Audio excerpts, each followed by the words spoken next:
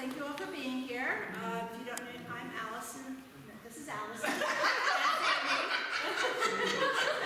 I'm not Allison. I think I'm not used to talking in front of people. This past summer we went to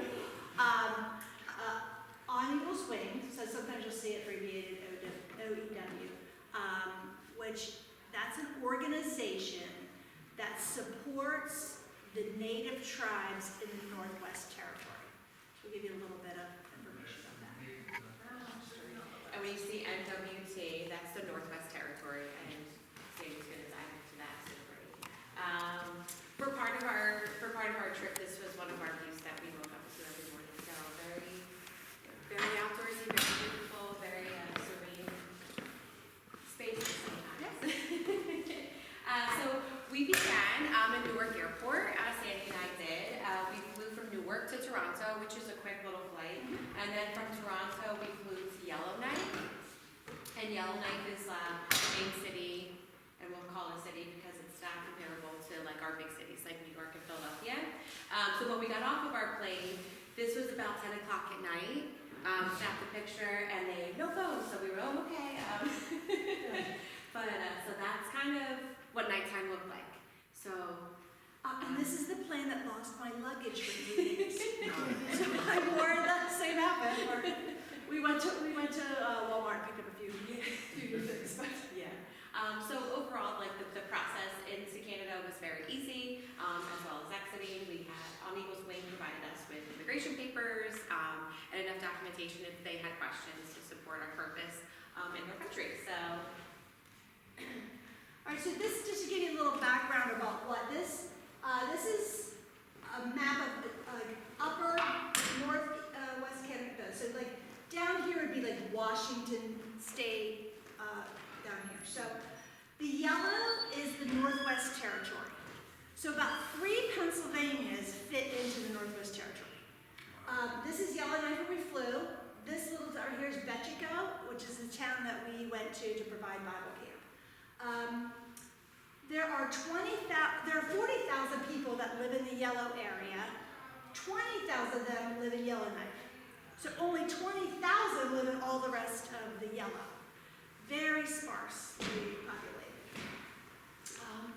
So just a little background about them. So like we have Native Americans, so they call their indigenous people First Nation people. Same thing that happened here in the United States happened in Canada, where the government came in and took their lands. The church, which is this part, mostly the Catholic Church, sent all the children to the boarding schools. So they were there from the time they were 5 till they're 18. So what that did was actually destroy their native heritage. They lost their language, they lost their customs. When children would come back to visit their parents, they were only taught English, so they couldn't even speak to their families anymore. Recently, the government of Canada and the Catholic Church have been doing reconciliation with the First Nation people. So this area was given back to the First Nation, and so they are in charge of their own schooling. They can send it to, there are public schools they can send their children to, there are Catholic schools, and but they can also educate their own children. So it's up to them to decide how they're doing. So with that in mind, when we were working with the children, at least in Behchoko, their education is extremely poor. We had children in 5th and 6th grade who still couldn't write their name. They weren't really able to read. And actually in the Northwest Territory, if any of the children want to go to college, they have to take a 2-year remedial course to be able to enter college. And in Behchoko, they were taught by the local tribe. Yes, they're by the local tribe. So that's why some tribes take it really seriously and teach to standard, and then some tribes don't. So we part of our stay, we stayed at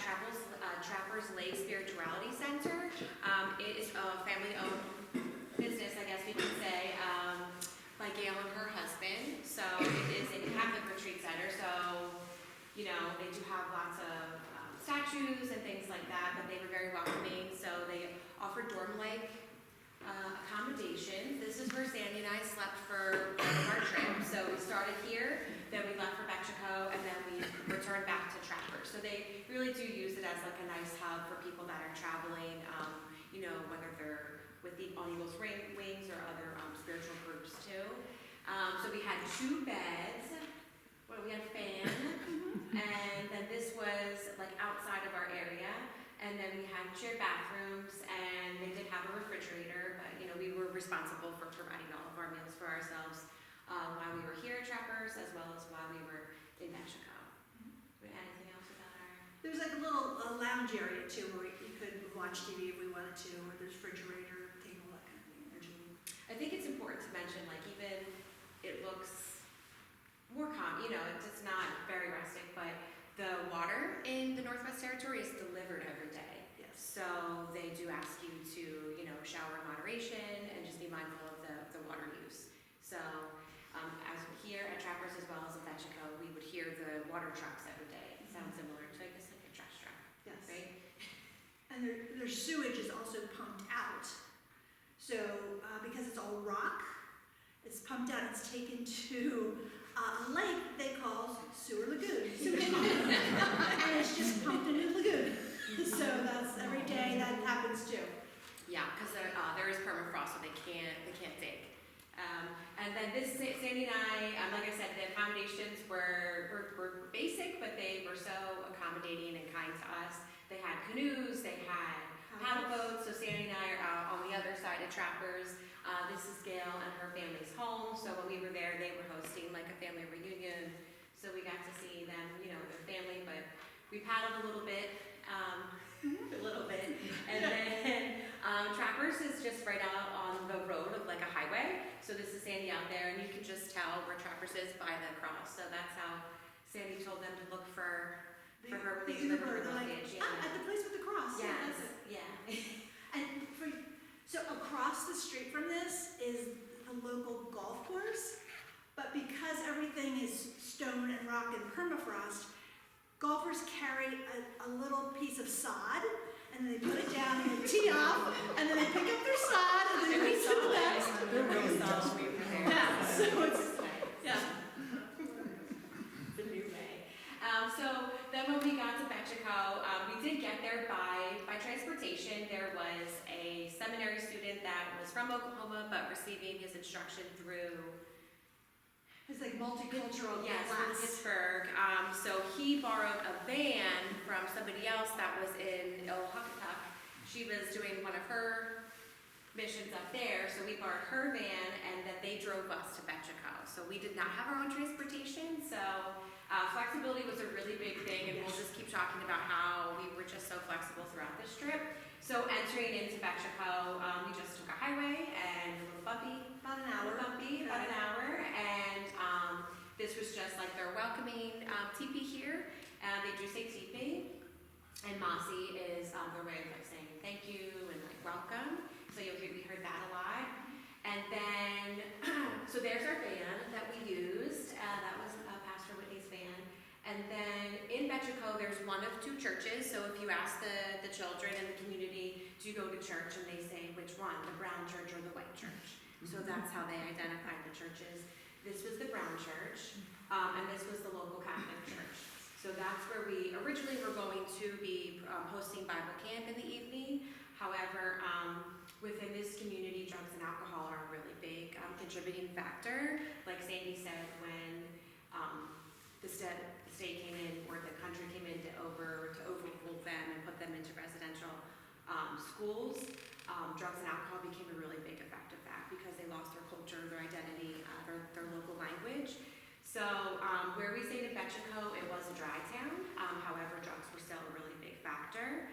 And the fact that Yellowknife is close by, they did have access to other things. So I went off on a tangent there for a second. So with that said, when we were there, unfortunately, they had lost some local tribe members, but they were from Edmonton, which was about 15 hours away. So they brought the bodies back, and they were in the church. Well, one of them was. So, and they were both due to drugs. Yes. So So we're supposed to teach Bible camp from here, but the first day we got there, we couldn't because they were having a funeral and then they were having one several days later.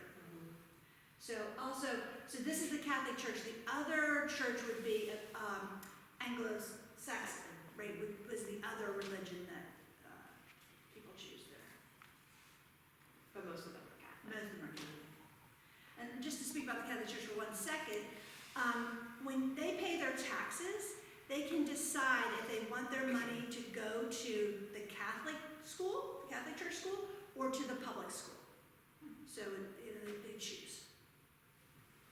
So we taught Bible school from Monday to Thursday, and every evening, the Native First Nations people were having a spiritual retreat. And that's a week in the evening at Russell Lake, which is about a 2-mile drive from Behchoko, where we were in Behchoko. So that's a way to help them rekindle their Native roots, right? So we would go out every evening with them. So this is like a pavilion where they had service. So we did stay for the Catholic service. It was all done in their native language, so we didn't really know. As you can see, there's a statue of the Virgin Mary right there. They walk her all the way from Behchoko to the Catholic Church, the 2 miles, and they set her up there, and then they walk her back. And everyone follows in a procession how to get there. So, it was really interesting to talk a little bit more about their spiritual gathering. So this is one part of the spiritual gathering. This is called feeding the fire. So as you can see, there's bread here. People are lining up. This is Father Lawrence. He's the priest of the Brown Church. So what they would do is they take a piece of bread and they put their prayers in it, or they would play, and then it's thrown in the fire, and then that's lifted up to God that way. So this is their chief. So all the Northwest Territory is run by Chief Bertha. She's an elected official. She was their first elected woman. At this point when we were there, she wasn't even sworn in yet. That was happening the next week. The tribe was so excited to have her as their chief. One of the little boys, his name is Justice Drybones. He was telling us that his family waited up to 5 o'clock in the morning to hear she had been elected, and they were banging drums and out in the street and all, calling out. And at that point, he said to us, "Do you know Donald Trump?" And we're like, "No." And he's like, "Well, you're from the United States. Why don't you know him?" And we're like, "Well, we don't really live where he lives." And so they all know their chief, so they don't really understand. Behchoko is also the capital of the Northwest Territory. So everybody who lives in Behchoko works for the government. And everything is government run, right? So you might be the water deliverer, you might be the sewage person, or they have one little store, which is kind of like a 7-Eleven. You might run that, or they have an archive center, and they have, you might work in any of those places. So everybody there works for the government. And they go to, like Allison said, Yellowknife is an hour away, but if you want anything else that you can't find in Yellowknife, you have to go to Edmonton. And all the kids have been to Edmonton. So if you want to get your car fixed, or you need an operation, or you have to go to Edmonton, which is a 15-hour drive one way. So it's far. This is Chief Bertha's teepee, and so when you drive around town, you'll see that most people have teepees in their backyard, but they're usually covered with blue tarp. And what they use this for is outdoor cooking. Hers is more of a traditional kind, so that's why hers looks, and after this she was taking it to Edmonton for her installation. And she doesn't really live there? It's more ceremonial, or? No, they don't live in there yet. They have. It's kind of like a hangout. Yeah, they kind of hang out in there, they cook, and they just kind of hang out. But almost every yard you'll see that in your yard, and you'll see snowmobiles, which they call skidoos. So you got a skidoo, and we're like, oh, skidoo. But we say it's skidoo, which is the brand name of the snowmobile. So yeah, you'll see them, and they just kind of hang out. We asked about the poles, how many poles, if it was a symbol. They said there's 16 poles,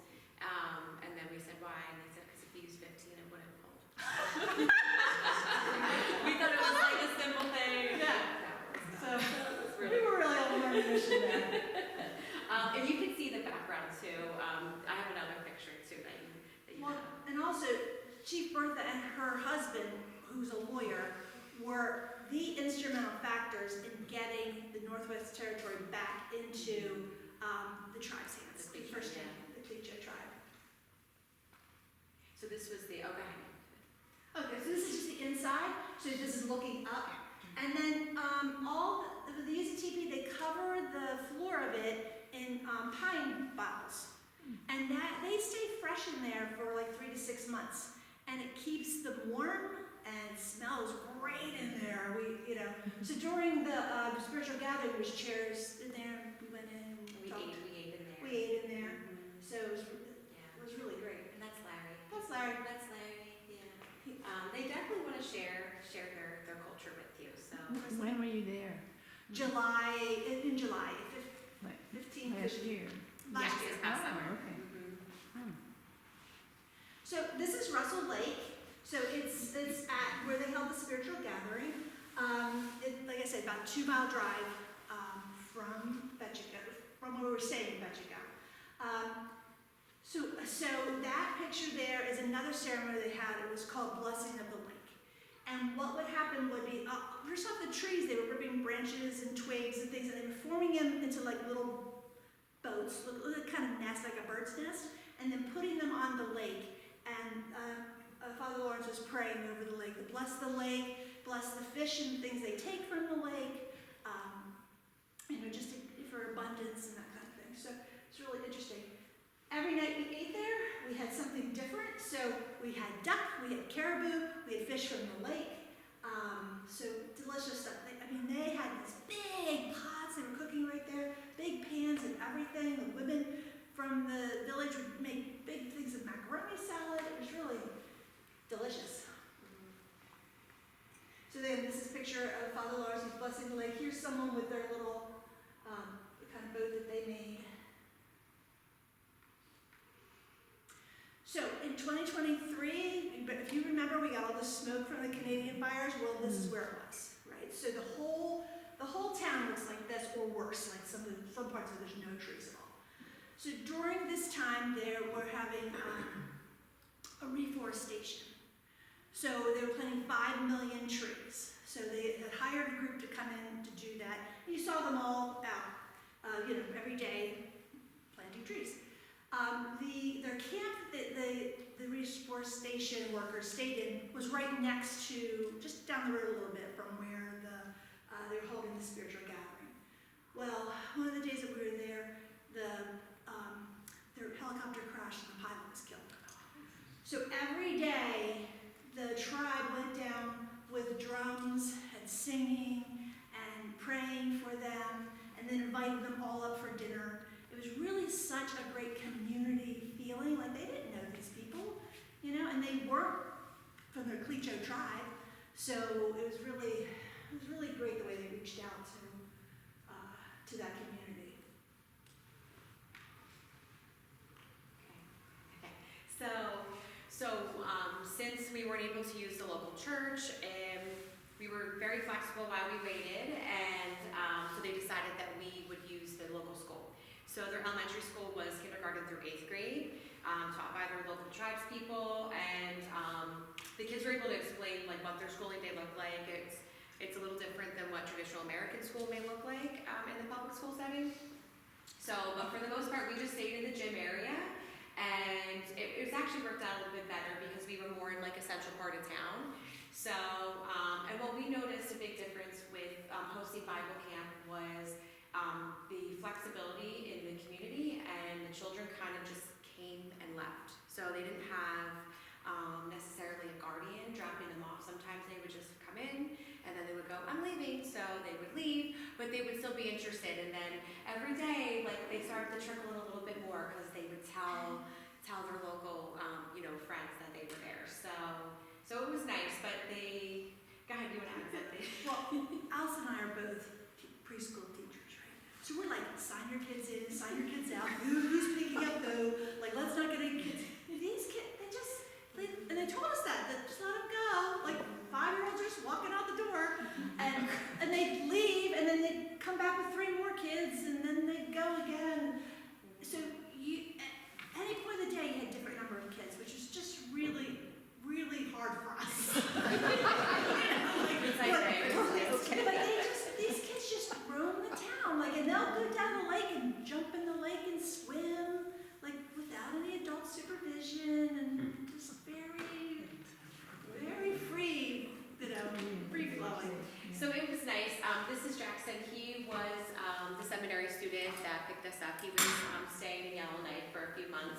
So he was kind of like our tour guide slash chauffeur.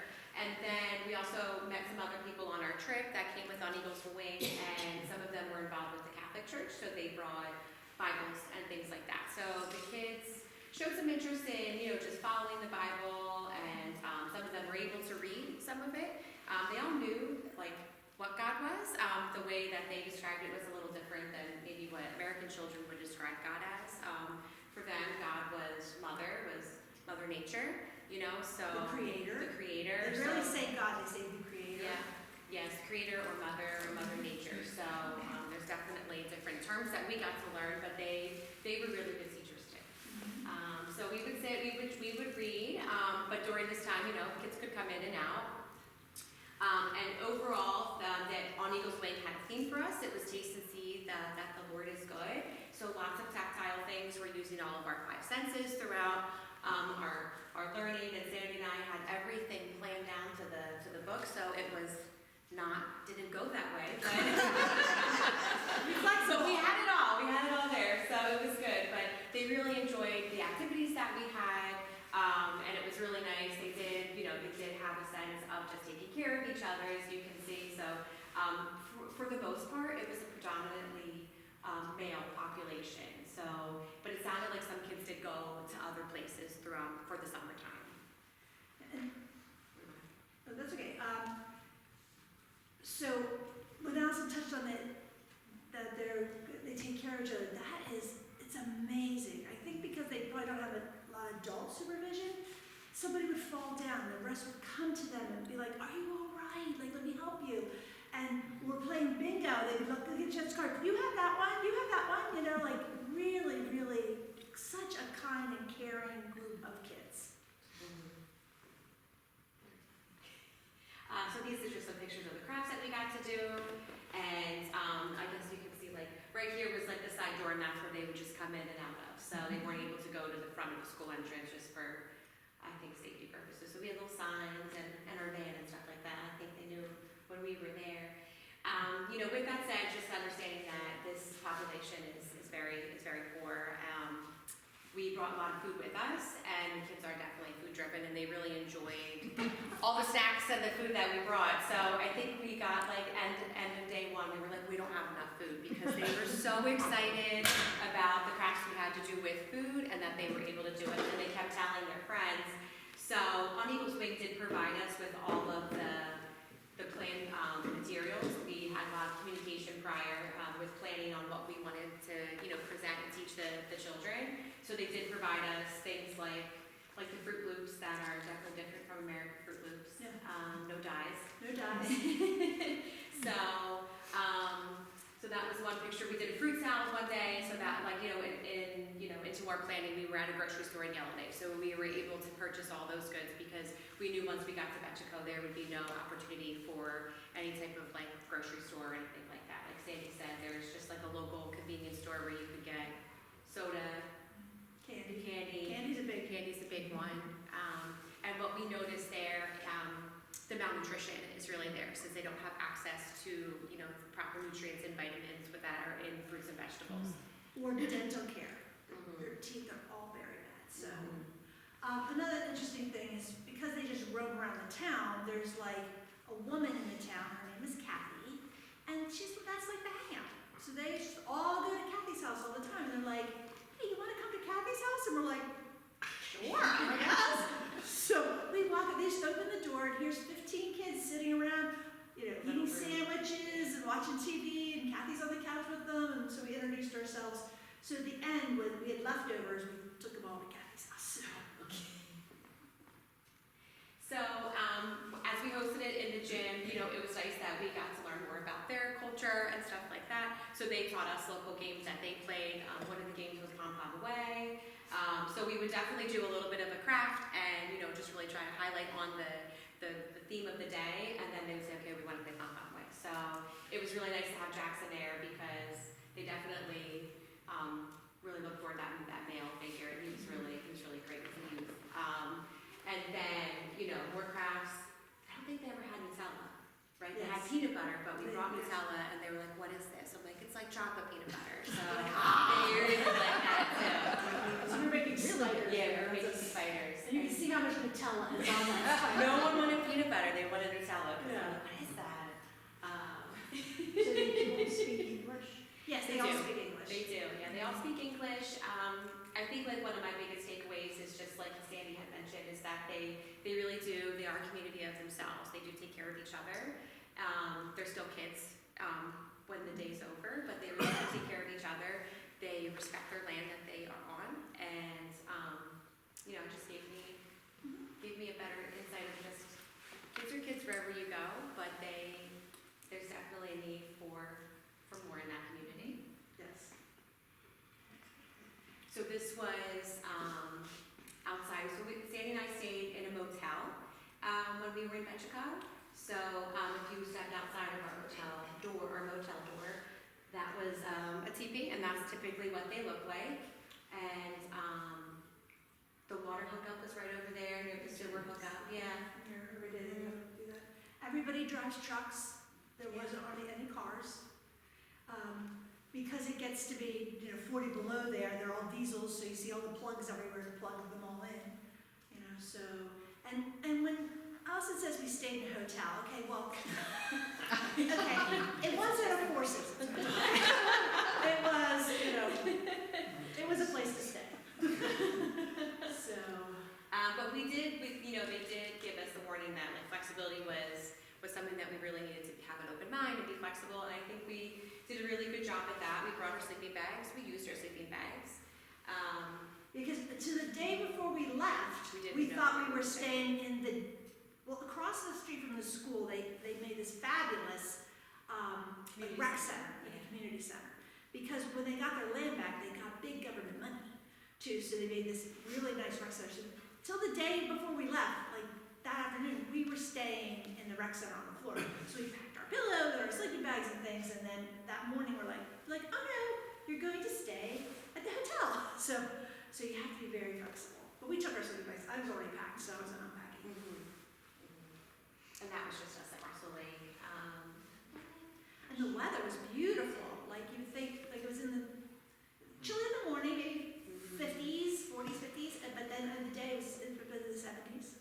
Okay. You might have said this and I missed it. What's the population of the tribe? So it's 40,000 people. You want to get back to the first slide? Sure, yeah. So the Klecho tribe is throughout the Northwest Territory. This local tribe, I think, had around 1,200 people. However, there are smaller tribes in the Northwest Territory that have around 200 and 300 people. But Bertha was the grand chief of the 40,000? No, the Klecho tribe, so the 1,200. The 1,200, I see. So this is all the Northwest Territory in yellow. So Behchoko is right here, so there's like 1,200. But there are also other kinds of tribes within there too. We were with the Klecho tribe. So, and actually, this is the town that Pastor Whitney was at when we borrowed her van. And so this is this community there. So this all freezes and it only defrosts 2 weeks in August.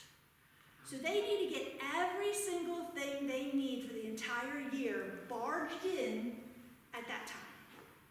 So if they need wood, or they need tools, or they need clothes, or all the food, all the propane, anything needs to come in then.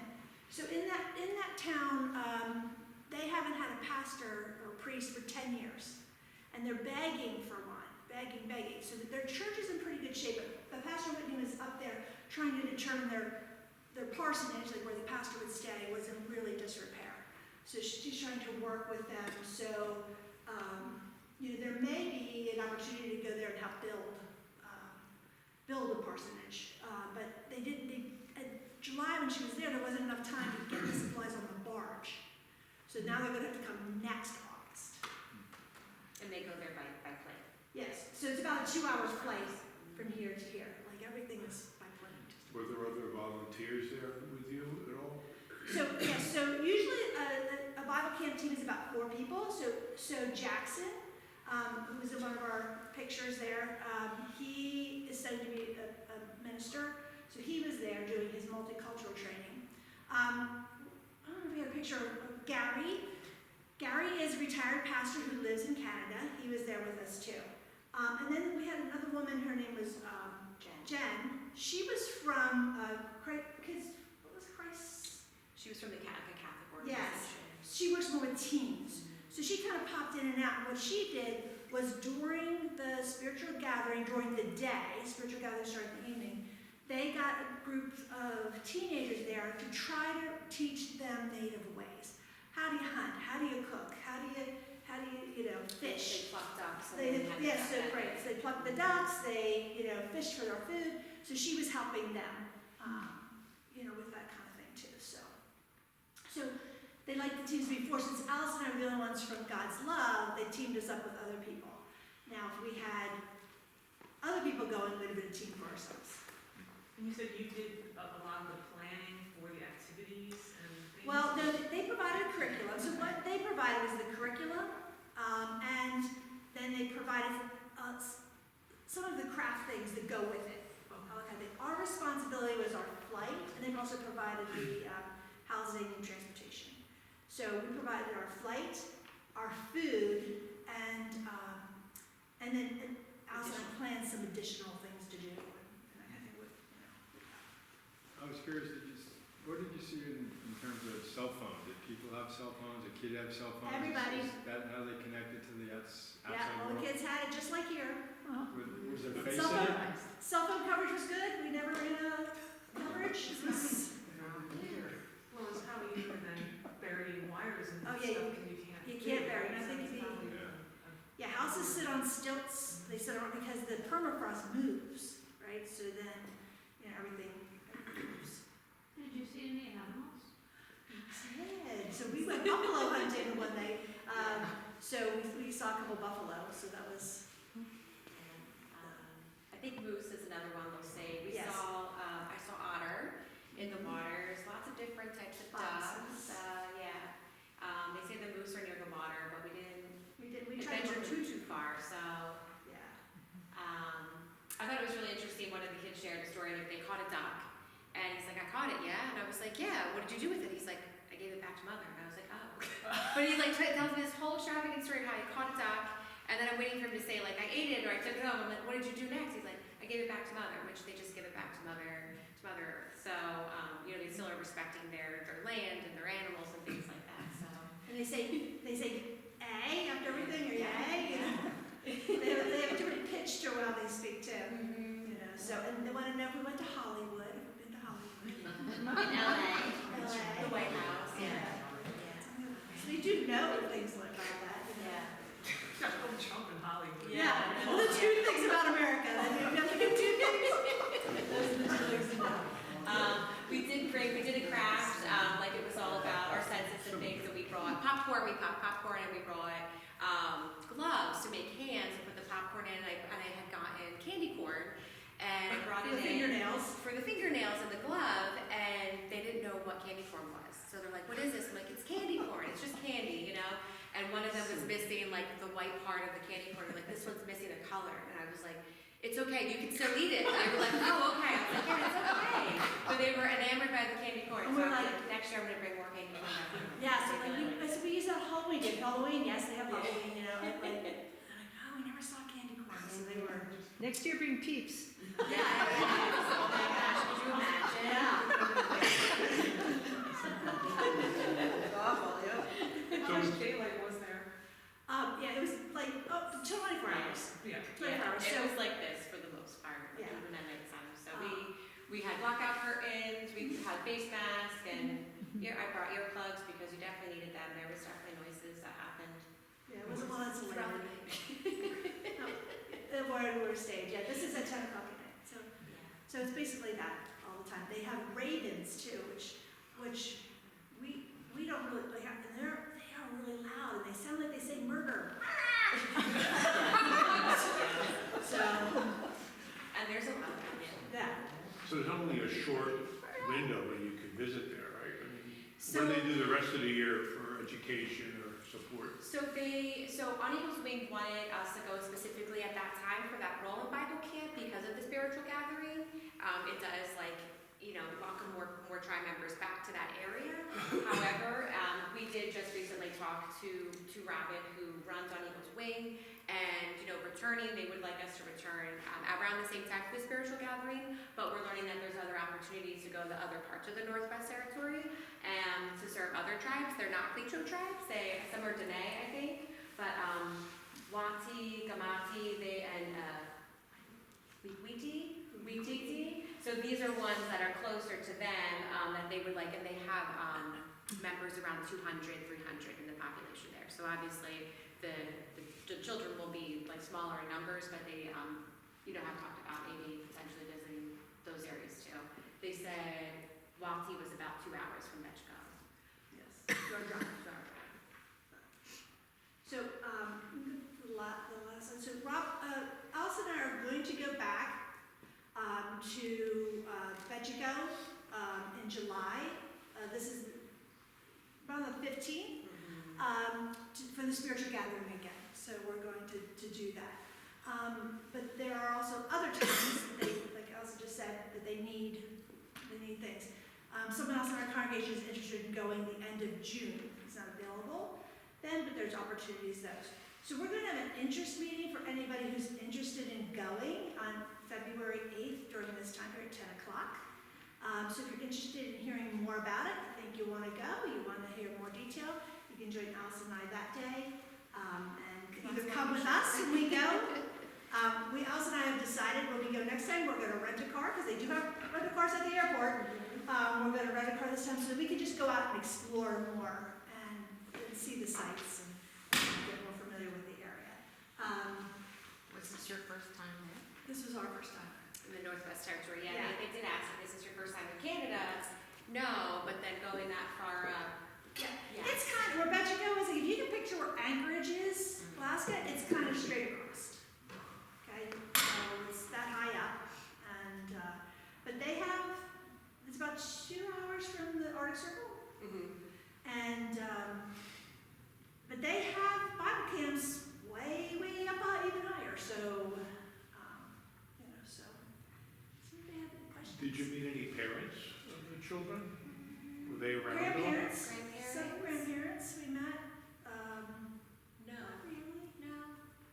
There was one boy who came who was a little bit older but brought his little niece, so he was kind of in charge of her. He was a high schooler, but probably, like for us, he's more on the level of a middle schooler, education-wise, and so he came and he participated with everything, and he brought his niece. He took good care of her.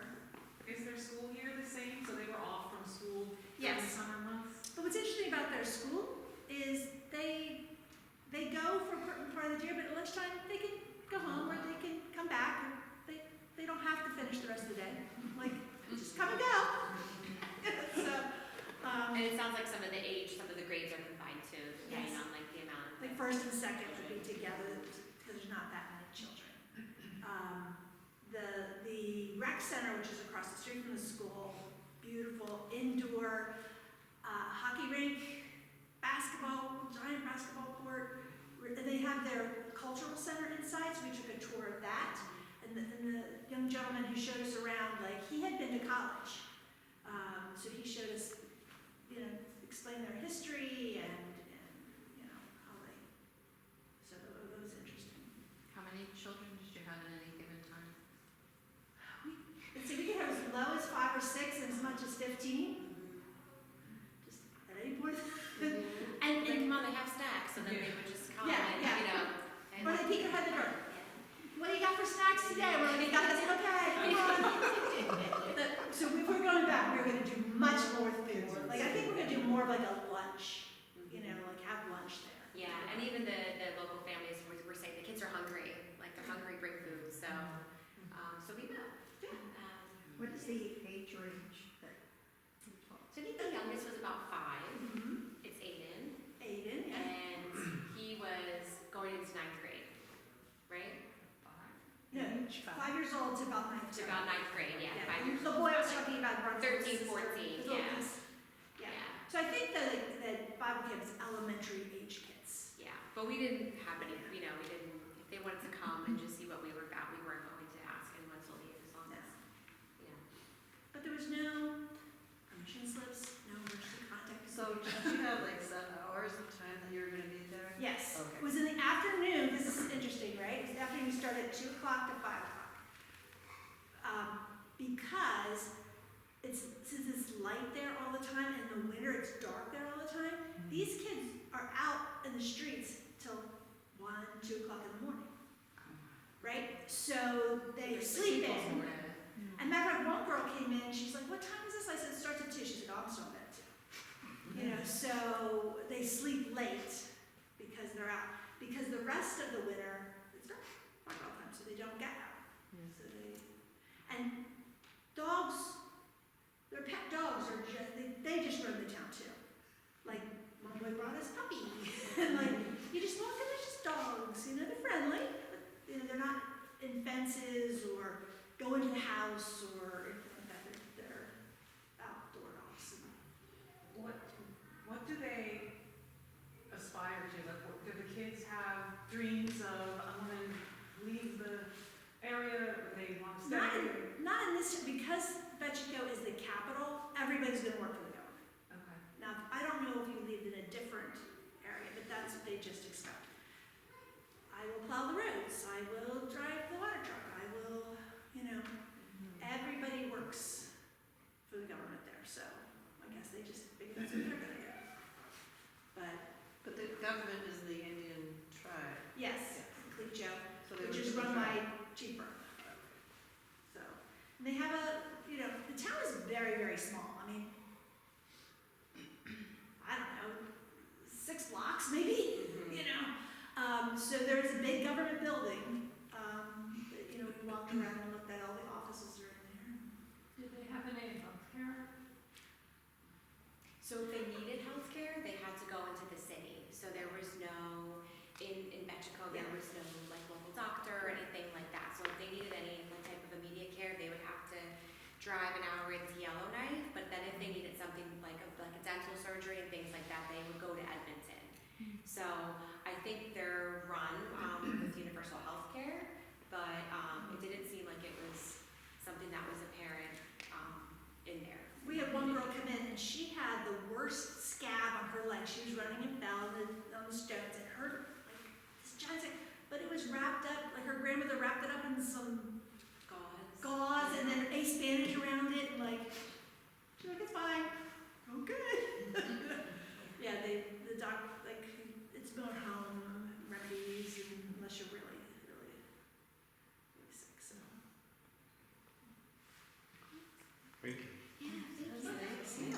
So we'll also put this in the messenger to remind everybody. Hopefully we'll see some people on the 8th and, you know, find out some more. It was really, really worthwhile. It changed, you know, used to how you do things and, you know, the way we do and the status of our area. It really gives you a whole different look on how other people live.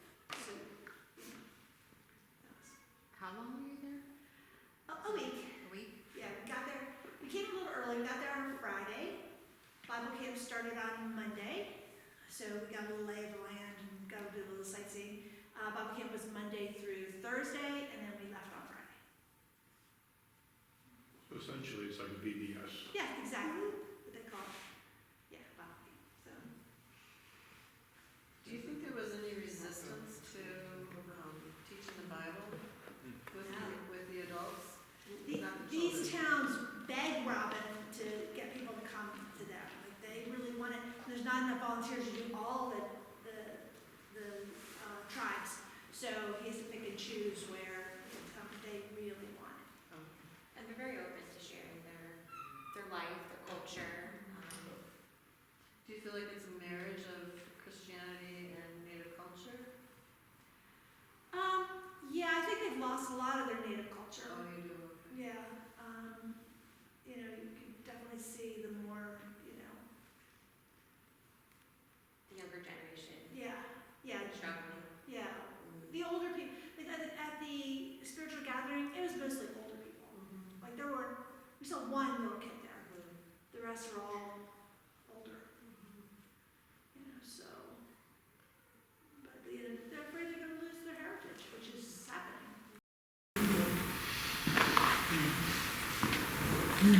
All right, very good. Well, thank you. Just point out what's coming up. So for the next 2 classes, we're going to be talking about Christian nationalism. Next week, we'll have more of an introductory, I think I'm going to be showing or listening to a podcast that talks about the overall topic of Christian nationalism. And then the week after that's the annual meeting, so there is no class. But then on February 1st, we're going to have a guest speaker from Rutgers University, Dr. William Field, who will talk about that topic as well. So I think that would be really fascinating and interesting. Then on February 8th, we will have this discussion going on somewhere, but we will also have, in here, we will have a guest speaker from A Woman's Place, which is domestic violence shelter in Doylestown. She will be talking about their work and their mission. And on the 15th, I'm really excited to have Dr. Bevan Stein, who is a missionary in Ukraine. And he will be talking to us about the situation in Ukraine and the work that he does there and in other parts of the world. So some really great things and opportunities coming up. So. Thank you.